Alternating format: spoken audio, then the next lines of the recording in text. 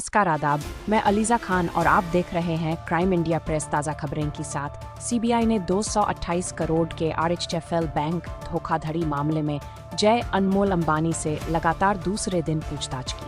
शनिवार को केंद्रीय जांच ब्यूरो सीबीआई ने उद्योगपति अनिल अंबानी के बेटे जय अनमोल अंबानी से रिलायंस होम फाइनेंस लिमिटेड से जुड़े 228 करोड़ कथित धोखाधड़ी मामले के संबंध में लगभग 5 घंटे तक पूछताछ की। गौरतलब है कि शुक्रवार को भी उनसे इसी तरह लंबी पूछताछ की गई थी।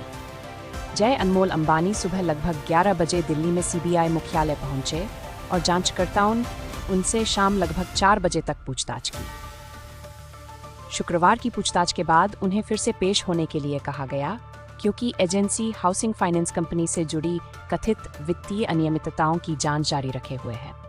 ये मामला एक कथित बैंक धोखाधड़ी से संबंधित है, जिसके संबंध में अनमोल अंबानी, जो उस समय आरएचएफएल के पूर्व निदेशक थे, के साथ साथ कंपनी के पूर्व मुख्य कार्यकारी अधिकारी और पूर्व पूर्णकालिक निदेशक रविंद्र सुधाकर और अन्य लोगों के खिलाफ मामला दर्ज किया गया है। जांचकर्ता उस अवधि के वरिष्ठ अधिकारियों, जिनमें बोर्ड स्तरीय पदाधिकारी भी शामिल हैं, की भूमिकाओं की जांच कर रहे हैं और उस समय कंपनी की ऋण देने की प्रक्रियाओं की बारीकी से जांच कर रहे हैं, जब वर्तमान में जांच के दायरे में आए ऋण स्वीकृत किए गए थे। ये जांच रिलायंस अनिल धीरूभाई अंबानी समूह पर नियामक दबाव को और तेज करती है।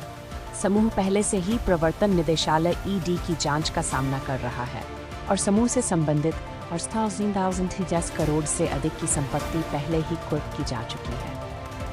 सूत्रों ने संकेत दिया कि शनिवार की पूछताछ मुख्य रूप से कंपनी की ऋण वितरण प्रणालियों, आंतरिक निर्णय लेने की प्रक्रियाओं और उस अवधि के दौरान वरिष्ठ अधिकारियों द्वारा निभाई गई भूमिकाओं पर केंद्रित थी। जांचकर्ता कॉर्पोरेट निर्णय लेने की श्रृंखला का भी विश्लेषण कर रहे हैं और उन व्यक्तियों की पहचान कर रहे हैं जो वर्तमान में जांच के दायरे में आए लेन देन को मंजूरी देने और उनकी देखरेख करने के लिए जिम्मेदार थे। एजेंसी के सूत्रों ने बताया कि जनरल पर्पस कॉर्पोरेट लोन (जीपीसीएल) की मंजूरी के मामले में अंबानी की भूमिका की जांच की जा रही है। फोरेंसिक ऑडिट में आरोप लगाया गया है कि इनमें से कुछ लोन स्टैंडर्ड क्रेडिट नियमों का उल्लंघन करते हुए शेल कंपनियों या संभावित रूप से अप्रत्यक्ष रूप से जुड़ी संस्थाओं और आर्थिक रूप से कमजोर ग्रुप कंपनियों को दिए गए थे। एजेंसी को शक है कि आरएचएफएल द्वारा दिए गए लोन को उधार लेने वाली कंपनियों ने कहीं और इस्तेमाल कर लिया और क्रेडिट सुविधाएं मंजूर करते समय जरूरी जांच पड़ताल के नियमों को नजरअंदाज किया गया। अधिकारियों ने बताया कि जूनियर अंबानी से कंपनी के वित्तीय लेन देन, बोर्ड स्तर के फैसलों और उस समय की ऑपरेशनल संरचना के बारे में पूछताछ की गई जब ये लोन मंजूर किए गए थे। ये मामला कथित तौर पर 228 करोड़ के बैंक घोटाले से जुड़ा है, जिसमें सीबीआई को शक है कि लोन व्यवस्थाओं के जरिए जुटाए गए पैसों को बैंकिंग नियमों का उल्लंघन करते हुए संस्थाओं के एक नेटवर्क के जरिए कहीं और भेज दिया गया या हड़प लिया गया। यह आपराधिक मामला एडिक ग्रुप की कंपनी आरएचएफएल, उसके प्रमोटरों या निदेशकों और कुछ अज्ञात बैंक अधिकारियों के खिलाफ यूनियन बैंक ऑफ इंडिया की शिकायत के आधार पर दर्ज किया गया था।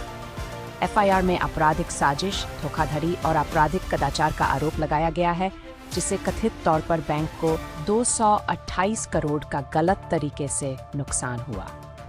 जांचकर्ताओं के अनुसार आरएचएफएल के लोन खाते को सितंबर 2019 में नॉन परफॉर्मिंग एसेट के तौर पर वर्गीकृत किया गया था और बाद में 10 अक्टूबर 2024 को इसे धोखाधड़ी वाला खाता घोषित कर दिया गया। अधिकारियों ने बताया कि जांच का दायरा सिर्फ एक ही लोन देने वाली संस्था तक सीमित नहीं है।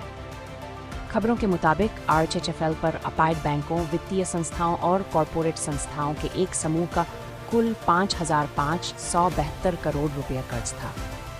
क्राइम इंडिया प्रेस देखने के लिए धन्यवाद। कृपया इस चैनल को सब्सक्राइब करना न भूलें और बेल आइकन दबाएं।